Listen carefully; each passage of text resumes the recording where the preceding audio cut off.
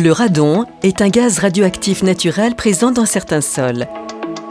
Il est inodore et incolore et peut s'accumuler dans votre habitat.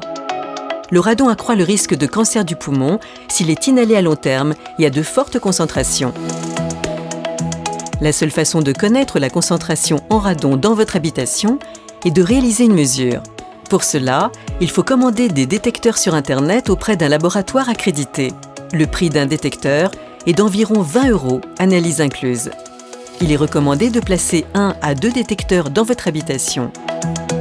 Ils doivent être mis en place pendant la période la plus froide de l'année, entre mi-septembre et fin février.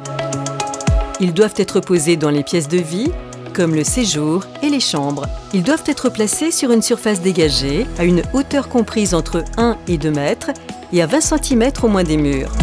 Ils doivent être éloignés des sources de chaleur, à l'abri des projections d'eau et de graisse, et hors de portée des enfants ou des animaux de compagnie. Ils doivent être laissés en place pendant au moins 2 mois, sans être déplacés. Et vous devez conserver vos conditions de vie habituelles, en matière d'aération et de chauffage par exemple.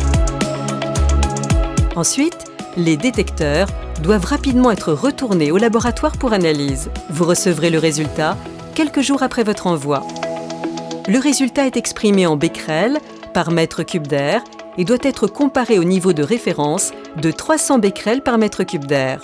Si votre résultat est inférieur ou égal à 300, aucune action particulière n'est nécessaire en dehors de l'aération quotidienne et de l'entretien de votre système de ventilation. Si votre résultat est supérieur à 300 et inférieur à 1000, des actions correctives simples et peu onéreuses suffisent généralement.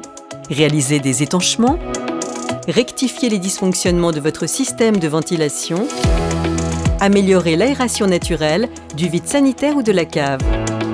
Si votre résultat est supérieur à 1000 becquerels, il est nécessaire de faire appel à un professionnel du bâtiment. Il réalisera une expertise de la situation et vous proposera les solutions adaptées à votre habitat. À la fin des travaux, une mesure de contrôle sera nécessaire à réaliser dans les mêmes conditions que la mesure initiale.